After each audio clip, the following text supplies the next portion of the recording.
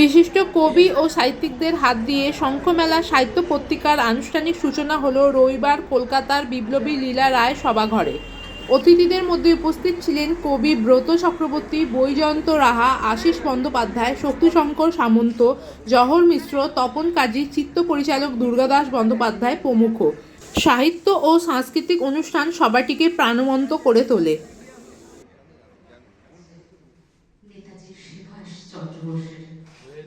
আমি দু চক্ষু ভরিয়া খুঁজে বেড়ালাম পৃথিবীর খেলা ঘরে।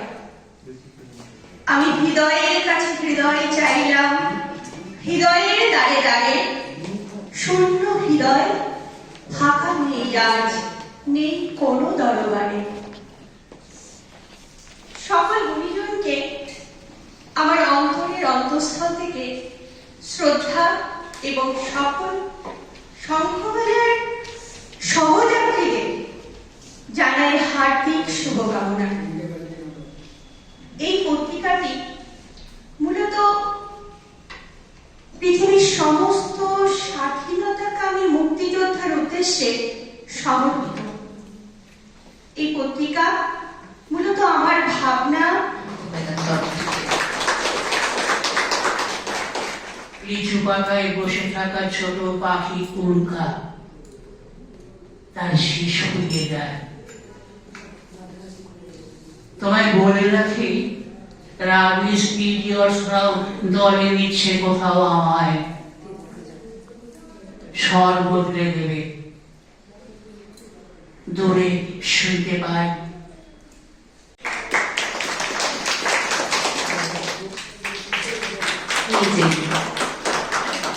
কত বীর প্রাণ দিয়েছেন, রক্ত দিয়েছেন, আত্ম বলিদান দিয়ে, জীবন দিয়ে আমাদের স্বাধীনতা দিয়েছেন।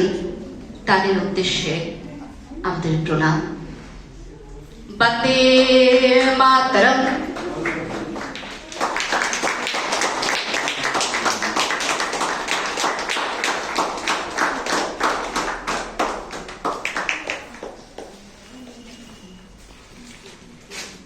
এবং সেই ব্যতিক্রম ঘটিয়েছেন রুমা দিদিমণি। তিনি সুদূর আসানসোল থেকে একটি পত্রিকা প্রকাশের উদ্যোগ নিয়েছেন এবং এতজন মানুষকে এক জায়গায় আনতে পেরেছেন। এর জন্য অবশ্যই তার একটা ধন্যবাদ প্রাপ্য।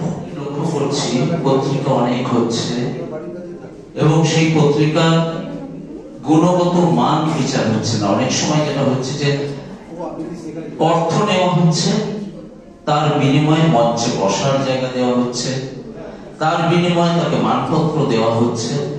একটা অদ্ভুত অবস্থার ভিতর দিয়ে, অন্ধকারময় অবস্থার ভিতর দিয়ে আজকের সাহিত্য সমাজ দাঁড়িয়ে থাকছে। এটা সচরাচর পাওয়া যায় না। আমি খুবই প্রাপ্তিত এবং প্রথম থেকে আমার যেটা মনে হয়েছে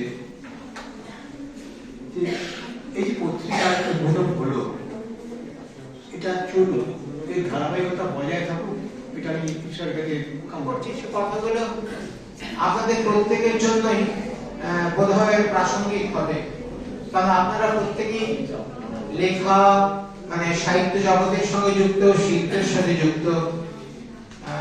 অতএব এই ব্যাপারটা কিন্তু একটু বিস্তার পাওয়া দরকার, এই ভাবনাটার বিস্তার দরকার। এই যে সাংবাদিকের ব্যাপারটা খুব সুন্দর, সাহসী উদ্যোগ। এর আগে আরেকটা কথা বলতে হবে যে সাংবাদিক সম্মান অনেকভাবে দেওয়া যায় লেখকদের। পত্রিকার সম্পাদক হিসেবে সে দায়িত্বটা অসীম। ছোট্ট করে একটা কথাই বলবো, সেটা হচ্ছে এখন মানুষের লেখার আগ্রহ এবং পড়ার আগ্রহ খুব কমে যাচ্ছে, এখনকার বাচ্চাদের মধ্যেও কমে যাচ্ছে। সকলের আমাদের দায়িত্ব এবং আমাদের গুরুজনদেরও দায়িত্ব যাতে পরবর্তী প্রজন্মের মধ্যেও লেখালেখি এবং লেখাপড়া, বই পড়ার আগ্রহ সমানভাবে থেকে যায়, এই জিনিসটা করা। এবং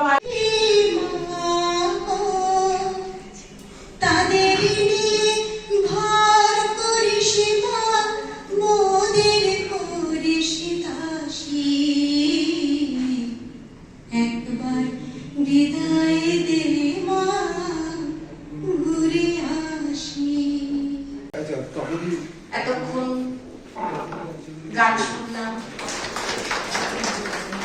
এরপর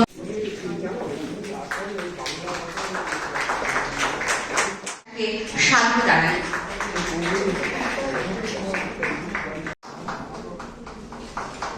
জেগে থাকা চোখে শব্দ পাতাবাসে এক আনন্দ বিলোকে সেই দিনের আলাপ এখনো পরে পরে তোমার ভাবহীন অনুভব আমার দুগাল ভরে পড়ে। কোথায় পালাবে কে? গলায় দড়ি পড়ে মানুষ থেকে অমানুষ সবাই।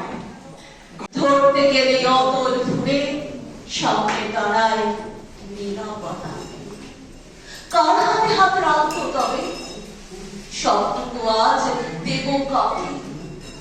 কে রয়েছে ধারণ করাতে?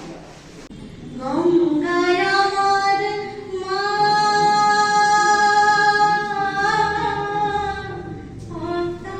আমার মা। আরে উনি 5,000 টাকা সেলামি চাইছেন। এত টাকা আমি পাবো কোথায় বলতো? 5,000 টাকা? হ্যাঁ হ্যাঁ, 5,000 টাকা। ঠিক আছে, দাঁড়াও দেখি। নিজের উচ্চতা থেকে নিজেকে নামাতেই হয়। আলোর ঘরে যাবার আগে কালো দরজার অহংকার বেরোতেই হয়। কিন্তু খুব ঝুঁকে এসব ভালো নয়। এই তো রান্না করে আমার হাত জোড়া, একটু দাঁড়াও, আসছি। দরকারের সময় কিছুই হাতের কাছে পাওয়া যায় না। কি যে করে সারাদিন কিছুই বুঝি না। কিছু বোঝো না মানে? সারাদিন আমি কি খেলা করি? সংসারে সব কাজই তো একা হাতে সামলাই। একটা কাজের লোক রাখলেই তো কতবার বলেছি, সে কথা শুনলেও না, আর কাজের লোকও রাখলেন সেখানেও কীর্তি চত। হ্যাঁ,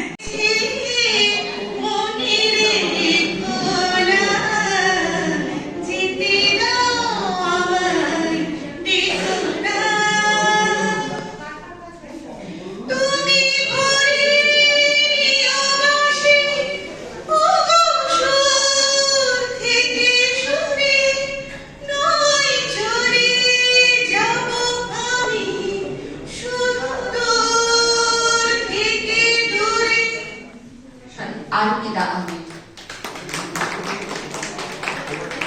নিজের ঘরে নিতে পারতে না? নিরাময় চাইতে ছুটে এসেছিলাম, এখনো দাঁড়ালে শোনায়। শোনা দীর্ঘ সময় ওই নামে যেন মরছে পড়েছে। ঘুমের মাঝে শোক, শোকের মাঝে নিরুত্তাপ আগুন, সব সব মিশিয়ে আজ আমি নিভন্ত জোনাকি। জানো, ঝাঁকড়া ছাতিমটার পাশে একটা কেয়া ঝোঁক আছে। কবিকে এবং চিরদিন রাখবে নিচে এত বন্যায় যে তোমার সইবে না সেই প্রাণ। নিজের বাঁধন কাটবে তুমি এমন শক্তিমান। সংগ্রাম বাঙালি জীবনের অন্তরঙ্গ সঙ্গী। মেলা পত্রিকার তরফ থেকে আমি সম্পাদক হিসাবে বলছি যে এই পত্রিকাটা সবার সামনে আসুক এবং আমরা সকলে যেন সহযাত্রী হয়ে কাজ করতে পারি। এবং এই পত্রিকার মূল উদ্দেশ্য হচ্ছে অন্ন, বস্ত্র, বাসস্থান আর আমাদের স্বাস্থ্য এবং শিক্ষা, এইগুলো যেন আমরা প্রতিনিয়ত যে ডিফল্ট গুলো আমাদের হয়ে যাচ্ছে, আমরা যেগুলো মানে প্রত্যেকটা মুহূর্তে আমরা যে জায়গাগুলোকে ফেস করছি সেইটার থেকে বেরিয়ে আসা। এবং পরবর্তীকালে আমাদের ইচ্ছা যে এটাকে আরো এর উন্নত একটা পরিকাঠামো দেওয়া। হ্যাঁ, এখানে আমরা আমাদের নবীনরাও আছেন, প্রবীণরাও আছেন। আমি চেষ্টা করেছি যে যাতে সবাইকে সংঘবদ্ধ করতে। আর এর টোটাল যে কার্যভারটা, এখানে একজনের নাম না বললেই নয়, সেটা হচ্ছে ভাস্বর দে, যিনি মানে টোটাল কনসেপ্টটা ওনার মাথা থেকে উঠে এসেছে। আন্তর্জাতিক মানের পত্রিকা, এবং আমি চেষ্টা করেছি যে যতগুলো জেলা আমাদের আছে প্রত্যেকটা জেলা থেকে এক একজনকে উঠিয়ে আনতে, যাদের মাধ্যম দিয়ে নতুন প্রজন্ম এর ধারক এবং বাহক হতে পারবে। হ্যাঁ, ন্যূনতম সাহায্যের হাত সবাই বাড়িয়ে দিয়েছে, সেই হিসাবে কোনো চাঁদা বা কোনো কিছু রাখা নেই। প্রথম সংখ্যায় কতজন লিখেছে? এই সংখ্যায় লেখা হয়েছে 67 আসানসোল থেকে পত্রিকাটা করছি এবং আমার নাম রুমা চ্যাটার্জি। এটা বছরে দুটোই ইচ্ছা আছে, কারণ এরপরে আমরা আজকে আমি সকালে এই অনুষ্ঠানে শঙ্খবেলা অনুষ্ঠানের জন্য সকালে আসাম থেকে এসেছি। আমি এমনি তো ছোট্টবেলা থেকে অসমীয়াতে কবিতা লিখি, তারপরে একটু স্কুল লাইফের থেকে বাংলাতে লেখা আরম্ভ করেছি, তো বাংলা হিন্দিতেও লিখি। তো সেই জন্য কলকাতায় আমার বাংলা কবিতার জন্য আসা যাওয়া অনেক বছর থেকে আছে, সবসময় আছে। বাংলা ভাষার প্রতি আমার এক দুর্বলতা আছে, সেই দুর্বলতার জন্য এত কষ্টর মাঝেও আমি অনেক কষ্ট হয় জার্নি করে এক রাত থেকে আবার আসামে ঘুরে যাওয়া, একটু অসুবিধা হয় মহিলা হিসেবে, তবু আমি কিন্তু আসা যাওয়া করি। কেমন লাগলো? না, অনুষ্ঠান তো ভালো লাগলো, আমি চলে যেতাম। আমার খুব কাছের দিদি। অনুষ্ঠানটা এটা হচ্ছে রুমালির স্বপ্ন, কারণ উনি অনেক জায়গায় উপকৃত হয়েছেন। ফেসবুকের মাধ্যমেই আমাদের পরিচয়, কিন্তু উনি অনেক জায়গায় উপেক্ষিত হয়েছেন। যখন আমাকে গল্প বলেছিলেন, আমি তখন বললাম যে আপনি কি করতে চান, আপনি কি করতে চান? তখন বললাম আমার খুব ইচ্ছে কলকাতায় একটা বই প্রকাশ করবো। তা সেটাই আমি ওনার রূপটাকে আমি সার্থক করেছি। এইটুকুই আমার অবদান, এর বাইরে আমার কোনো অবদান নেই। খুব ভালো ডিটিপি মেকার, ওনার যাবতীয় এখানে যতগুলো আছে ব্যানার থেকে শুরু করে সবকিছু ওনার সৃষ্টি, আমি শুধু সেটাকে রূপদান করেছি, এর বাইরে আমার কিচ্ছু বলার নেই। চিন্তা করেছিলেন না, ওনাকে আমি প্রথমেই বলেছিলাম যে প্রত্যেক লেখককে তাদের সম্মাননা দিতে হবে, যোগ্য সম্মাননা দিতে হবে। আপনি 1 টাকা দিচ্ছেন কি 100 টাকা দিচ্ছেন কি 1 লাখ টাকা দিচ্ছেন এটা নয়, আমাদের চিন্তা ভাবনাই হচ্ছে যে প্রত্যেকটা লেখককে সামান্য পরিমাণ হলেও অর্থ তুলে দিতে হবে, এবং গরিব কবি, অসুস্থ মানুষ, তাদের পেছনে দাঁড়াতে হবে। তা উনি সেটাতে এগ্রি করেছেন এবং আমরা সেই জন্যই এই পত্রিকাটা করতে পেরেছি। কবির কণ্ঠে কবির স্বরচিত কবিতা। কবিতা পাঠ আমি এখন পড়ি না, আসলে অনুষ্ঠান আছে 12টা সবাই তারা কখনো এরকম করি না, আমি প্রথম থেকে শেষ অবধি থাকি। যাই হোক, হচ্ছে যে সাহিত্য মানে হচ্ছে যে কি সকলের শরীর, সকল